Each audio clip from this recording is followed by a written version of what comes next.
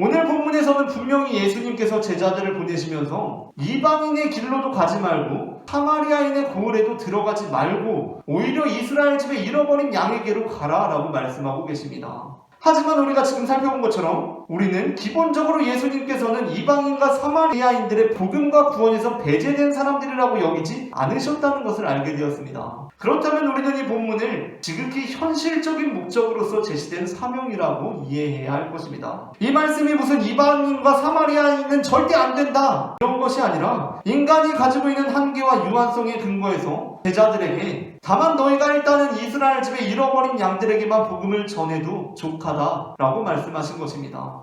하지만 한편으로 우리가 여기서 드러나는 예수님의 마음과 관심을 엿볼 수가 있습니다. 우리는 이 본문을 통해서 하나님께서 여전히 이스라엘 집에 잃어버린 양을 사랑하신다는 것을 알 수 있다는 것입니다.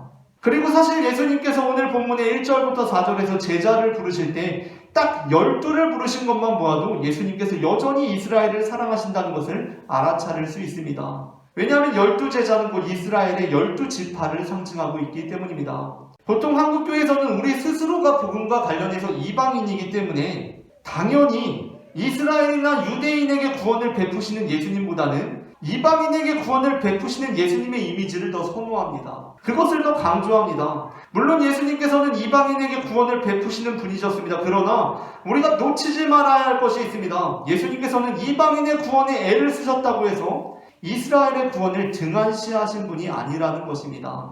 우리는 종종 편을 가릅니다. 여기 하나님의 평안이 임하기에 합당한 사람들이 있고 그리고 저기 하나님의 평안이 임하기에 합당하지 않은 사람들을 가릅니다. 그리고 저 사람들은 평안이 임하기에 합당하지 않은 사람들이니 평안을 말해줄 필요가 없다고 선언합니다. 오히려 저주를 합니다. 정죄를 합니다. 그렇게 이방인파와 이스라엘파를 나누고 헬라파와 유대파를 나눕니다. 그렇게 서로가 서로를 심판합니다. 너희는 절대 구원을 못 받는다고 말합니다. 구원에 대한 주권을 하나님께서 가지고 계신데 어느 인간이 구원을 절대적으로 주장할 수가 있겠습니까? 그것이야말로 하나님에 대한 선을 넘는 것입니다. 오늘 본문을 통해 알 수 있는 것은 이제까지 우리가 살펴보기로는 예수님께서 이방인에게 구원을 선언하신 것이 충격인데 뿐만 아니라 예수님께서는 이스라엘도 여전히 잊지 않으신다는 것입니다. 헬라파도 주님의 자녀지만 여전히 유대파도 하나님의 자녀라는 것입니다. 우리는 내가 이스라엘파면 하나님은 이방인파가 되면 안 되고 내가 헬라파면 하나님은 유대파가 되면 안 된다고 생각하는데 그건 우리 생각이고 하나님은 둘 다 사랑하신다는 것입니다. 그래서 예수님께서는 우리에게 이렇게 말씀하셨습니다. 평안하기를 빌라. 그리고 평안을 빌었는데 그쪽에서 돌아오는 반응이 석연치 않으면 네가 나서서 그 집을 정죄하고 심판하지 말고 그냥 쿨하게 네 갈 길이나 가라. 너희 발의 먼지를 떨어버려라. 그리고 심판날에 소돔과 고모라 땅의 그 성보다 견디기 쉬울 것이라고 말씀하십니다. 그 말씀이 무엇입니까?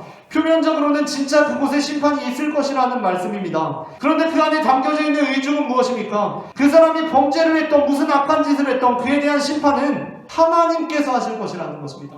그러니까 제발 좀 네가 나서서 심판을 하지 말라는 것입니다. 우리가 할 일은 심판하는 데 에너지를 쏟는 것이 아니라 빨리 발의 먼지를 털고 미련을 버리고 그 심판하고 싶어서 끓어오르는 내 마음의 혈기를 다스리고 오히려 그 에너지로 삼아서 한 집이라도 더 찾아가서 평안을 비는 것이라고 본문은 말씀하고 있습니다.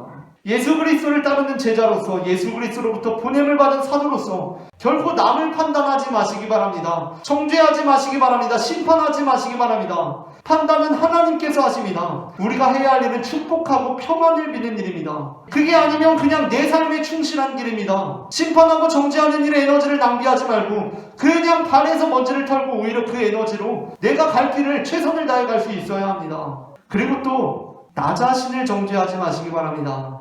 나를 심판하지 마시기 바랍니다. 하나님께 지은 죄가 있어서 이전에 실망시켜드린 것이 있어서 미안하고 죄송하고 면목이 없어서 하나님께 돌아오지 못하고 그 어렵고 힘들고 추운 길에 홀로 서게 지지 마시기 바랍니다. 하나님께서 말씀하십니다. 야곱아, 너를 창조하신 여호와께서 지금 말씀하시느니라. 이스라엘아, 너를 지으신 이가 말씀하시느니라. 너는 두려워하지 말라. 내가 너를 구속하였고 내가 너를 지명하여 불렀나니 너는 내 것이라. 네가 물 가운데로 지날 때에 내가 너와 함께 할 것이라. 강을 건널 때에 물이 너를 침몰하지 못할 것이며 네가 불 가운데로 지날 때에 타지도 아니할 것이요 불꽃이 너를 사르지도 못하리니 대저 나는 여호와 네 하나님이요 이스라엘의 거룩한 이요 네 구원자임이라. 네가 내 눈에 보배롭고 존귀하며 내가 너를 사랑하였은즉 두려워하지 말라.